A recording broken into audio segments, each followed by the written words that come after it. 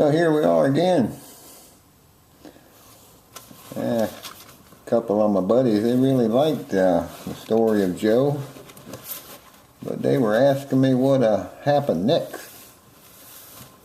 So I figured I'd make another video. It's a fascinating story, but it's just one of many stories in the Bible that demonstrates God's faithfulness. You know, not only in the life of Joseph, but in the life of his great-grandfather Abraham. Remember that old guy who was 100 years old and didn't have no kids, and God told him, "You're going to be the father of many nations. Like your offspring is going to be like the stars in the sky or the sand on the beach, you know, more than you can even number."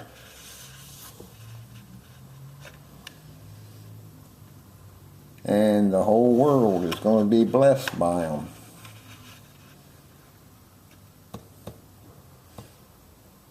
And the whole world was blessed. And is still getting blessed.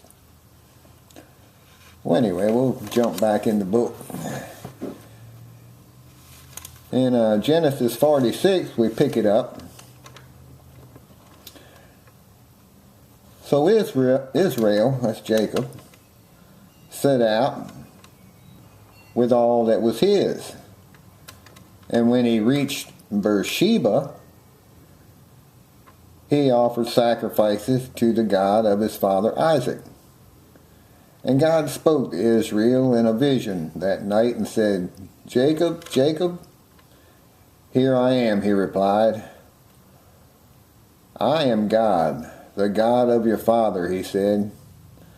"Do not be afraid to go down to Egypt, for I will make you a great nation there. I will go down to Egypt with you, and I will surely bring you back again. And Joseph's own hand will close your eyes."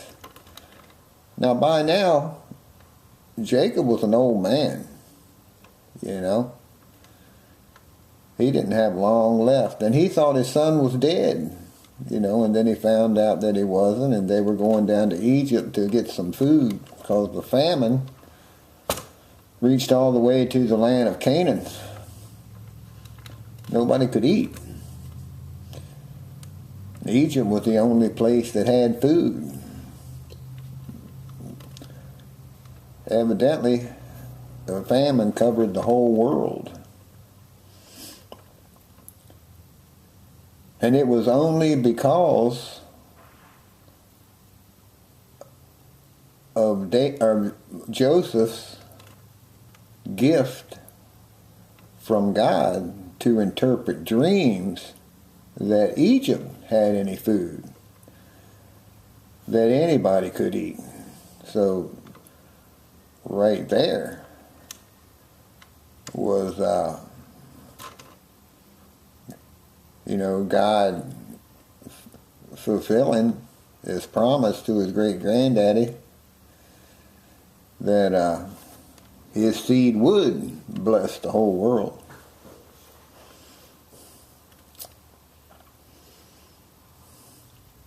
When Jacob left Beersheba, and Israel's sons took their father Jacob and their children and their wives and the carts that Pharaoh had sent to transport them, they also took with them their livestock and possessions they had acquired in Canaan. And Jacob and all his offspring went to Egypt. He took with him to Egypt his sons and grandsons and his daughters and granddaughters, all his offspring.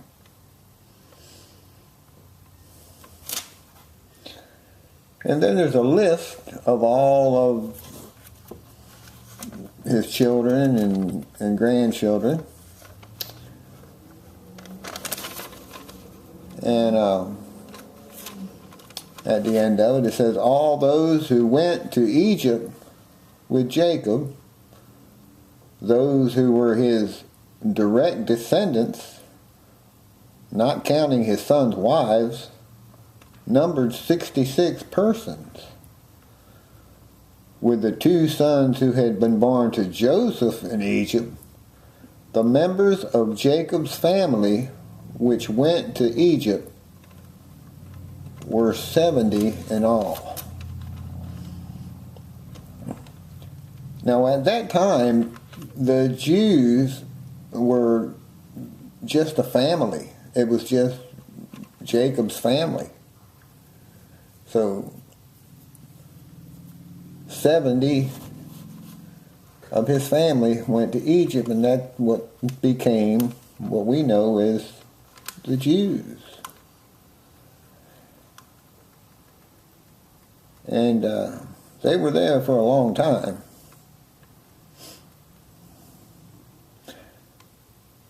Now Jacob sent Judah ahead of him to Joseph to get directions to Goshen.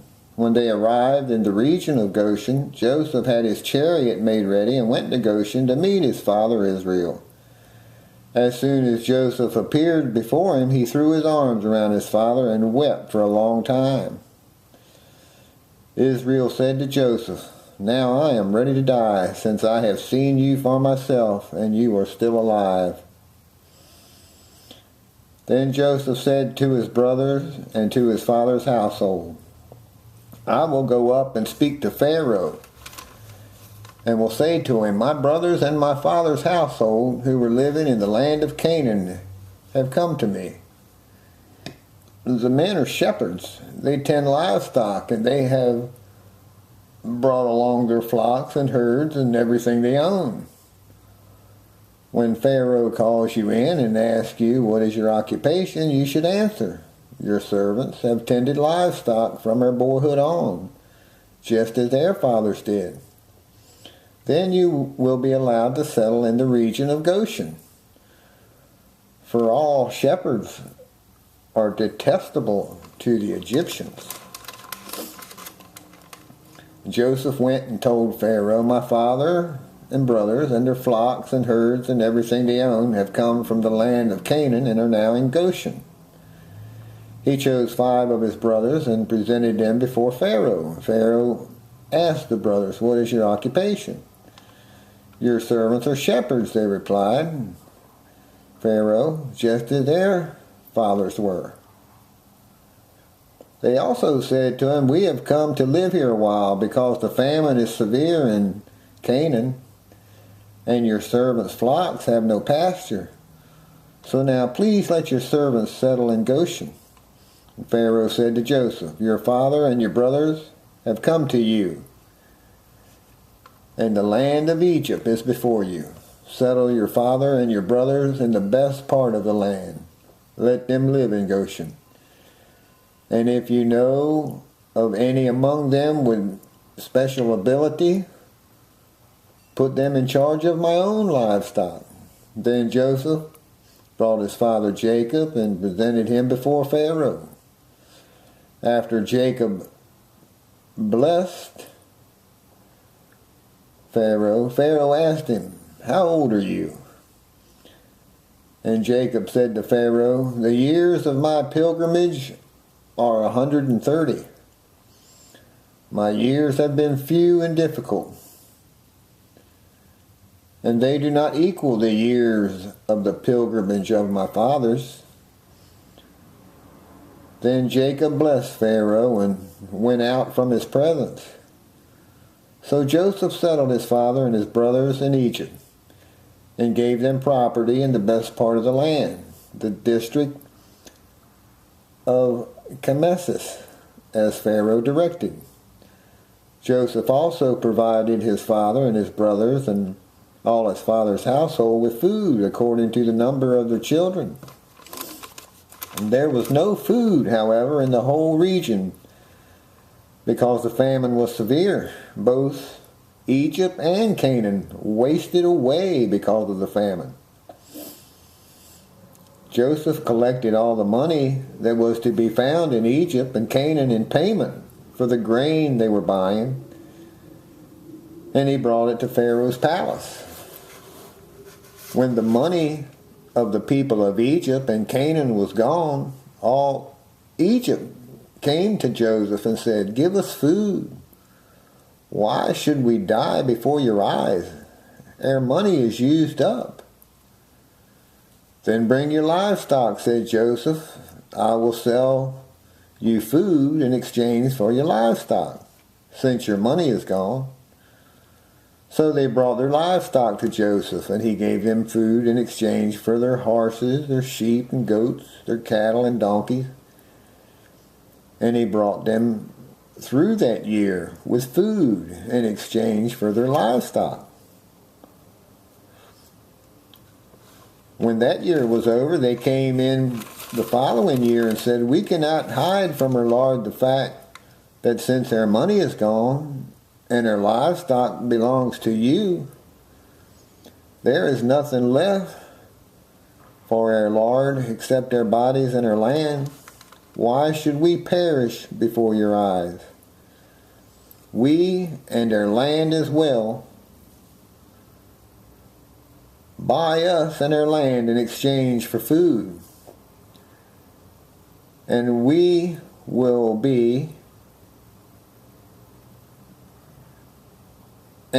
with our land will be in bondage to you, Pharaoh. Give us seed so that we may live and not die, and that the land may not become desolate."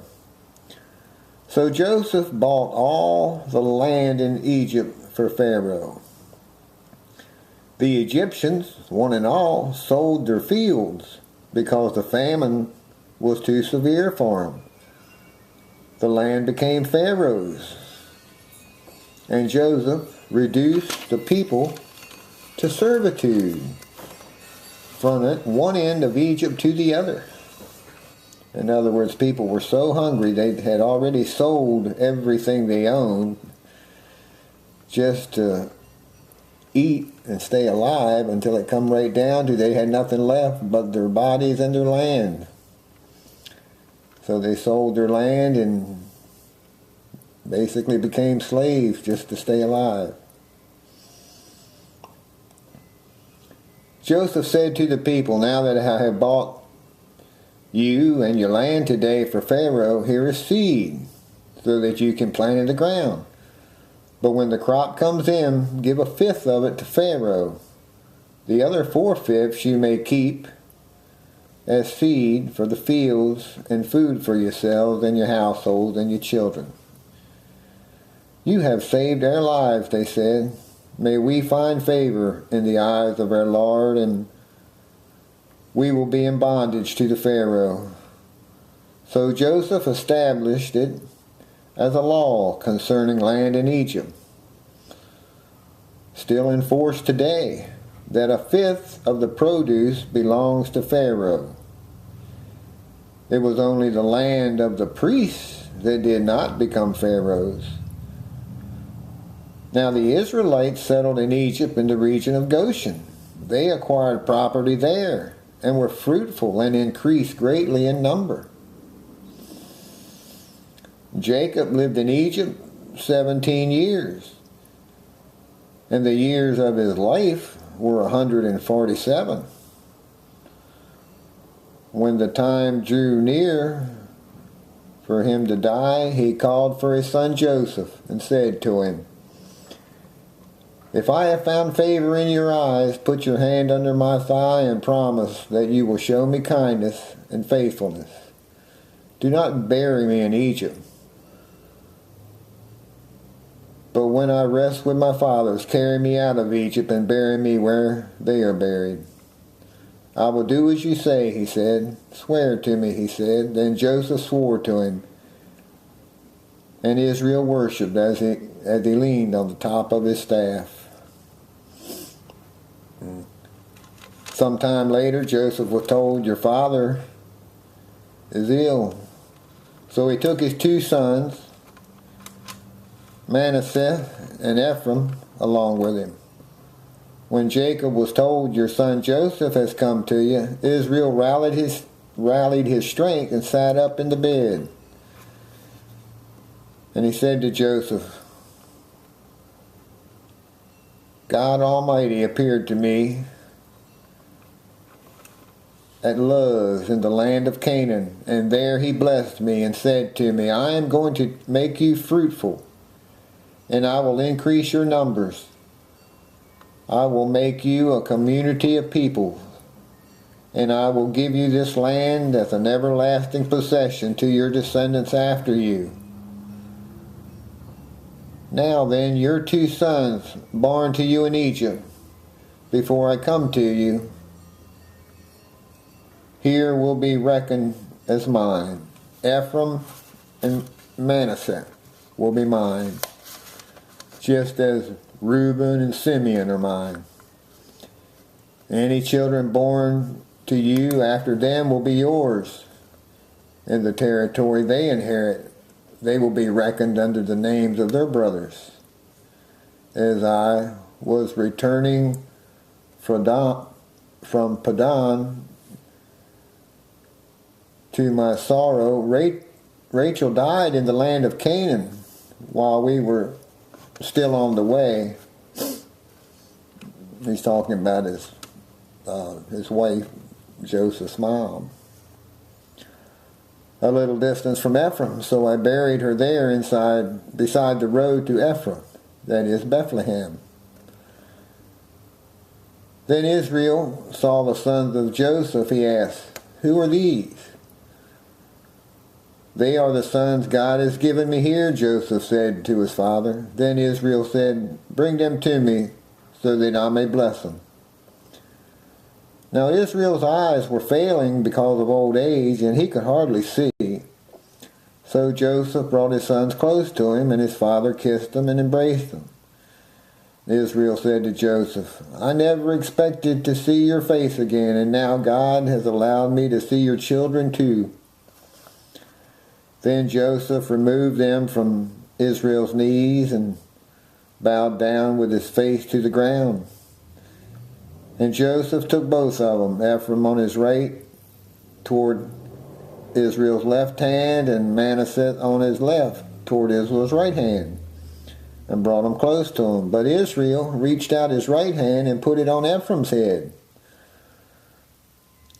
Though he was the younger, and crossing his arms, he put his left hand on Manasseh's head, even though Manasseh was the firstborn.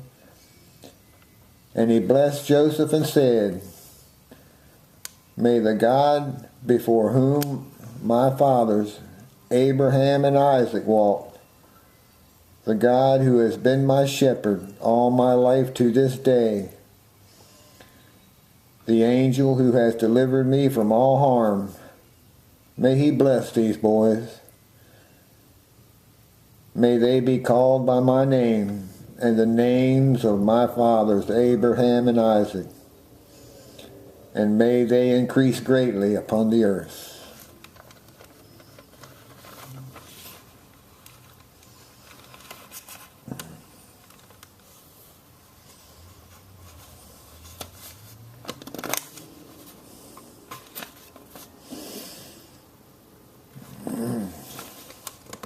Well,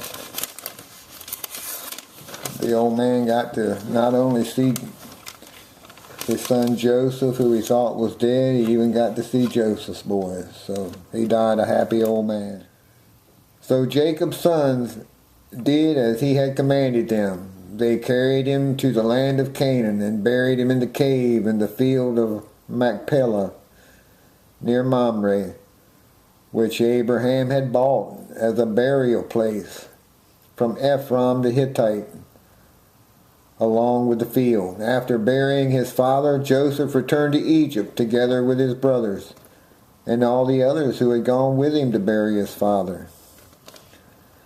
When Joseph's brothers saw that their father was dead, they said, What if Joseph holds a grudge against us and pays us back for all the wrongs we did to him?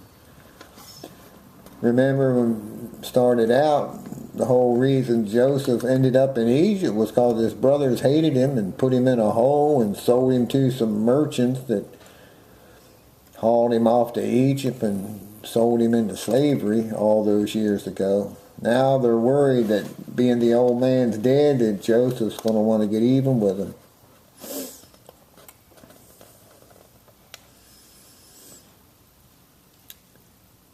So they sent word to Joseph, "Your father left these instructions before he died. This is what you are to say to Joseph. I ask you to forgive your brothers for the sins and the wrongs they committed in treating you so badly. Now please forgive the sins of the servants of the God of your father." When their message came to him, Joseph wept. His brothers then came and threw themselves down before him. "We are your slaves," they said. But Joseph said to them, "Don't be afraid. Am I in the place of God? You intended to harm me, but God intended it for good, to accomplish what is now being done, the saving of many lives. So then don't be afraid. I will provide for you and your children." And he reassured him and spoke kindly to him. And Joseph stayed in Egypt along with his father's family. He lived 110 years and saw the third generation of Ephraim's children.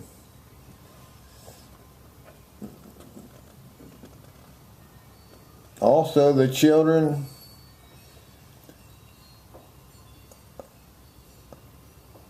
of Machir, son of Manasseh, were placed at birth on Joseph's knees. So he lived a long time and saw his boys grow up and have children of their own. Then Joseph said to his brothers, "I'm about to die, but God will surely come to your aid and take you out of this land to the land he promised on an oath to Abraham, Isaac, and Jacob."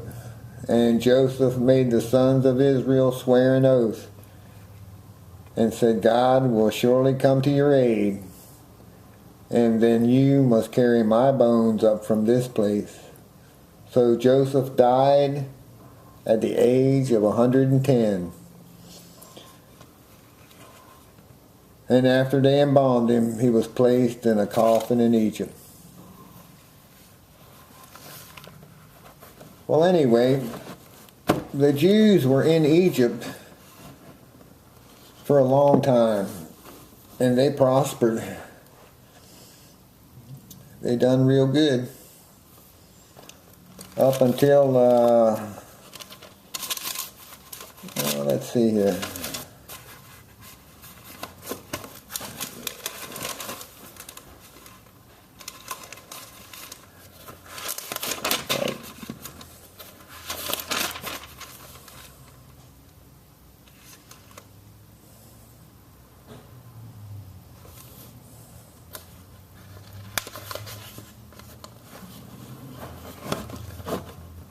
They had a new king who did not know about Joseph when he came into power in Egypt.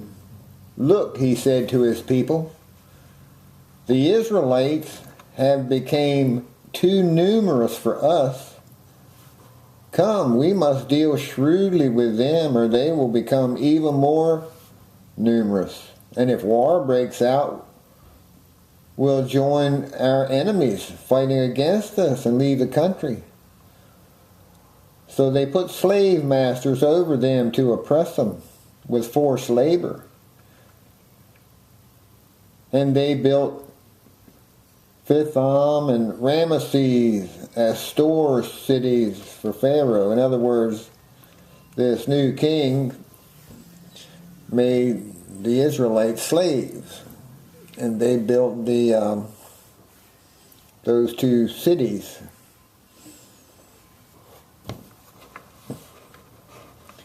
They were hard on them. But the more they were oppressed, the more they multiplied and spread. So the Egyptians came to dread the Israelites and worked them ruthlessly. They made their lives bitter with hard labor and brick and mortar and all kinds of work in the fields. And all their hard labor, the Egyptians used them ruthlessly. The king of Egypt said to the Hebrew midwives, "When you help the Hebrew women in childbirth and observe them on the delivery stool, if it's a boy, kill him. But if it's a girl, let her live." The midwives, however, feared God and did not do what the king of Egypt had told them to do. They let the boys live. Then the king of Egypt summoned the midwives and asked them, "Why have you done this? Why have you let the boys live?" The midwives answered, "Pharaoh, Hebrew women are not like Egyptian women. They are vigorous and give birth before the midwives arrive." So God was kind to the midwives, and the people increased and became even more numerous. And because the midwives feared God, He gave them families of their own. Then Pharaoh gave this order to all the people: "Every boy that is born, you must throw him into the Nile. Let every girl live." Now a man of the house of Levi married a Levite woman, and she became pregnant and gave birth to a son. When she saw that he was a fine child, she hid him for 3 months. But when she could no longer hide him, she got a basket for him and coated it with tar and pitch. Then she placed the child in it and put it among the reeds along the bank of the Nile. His sister stood at a distance to see what would happen. Then Pharaoh's daughter went down to the Nile to bathe, and her attendants were walking along the riverbank. She saw the basket among the reeds and sent her slave girl to get it. She opened it and saw the baby. He was crying, and she felt sorry for him. "This is one of the Hebrew babies," she said. Then his sister asked Pharaoh's daughter, "Shall I go and get one of the Hebrew women to nurse the baby for you?" "Yeah, go," she answered, and the girl went and got the baby's mother. Pharaoh's daughter said to her, "Take this baby and nurse it for me, and I will pay you." So the woman took the baby and nursed him, and when the child grew older, she took him to Pharaoh's daughter, and he became her son. She named him Moses, saying, "I drew him out of the water." But this little baby, Moses, he grew up, and God told him to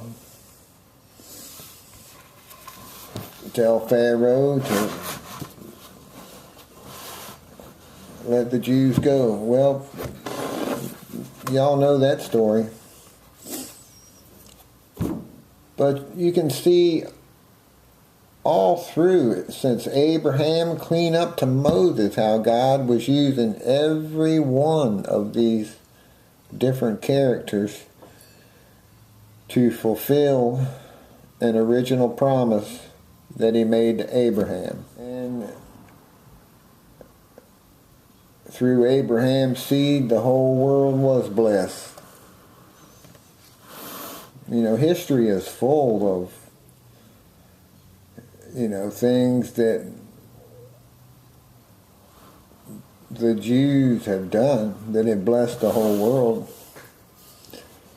The biggest blessing is the birth of Jesus, because He was born a Jew. And through Him, the whole world was blessed. If it wasn't for the Jews, we wouldn't even have this Bible.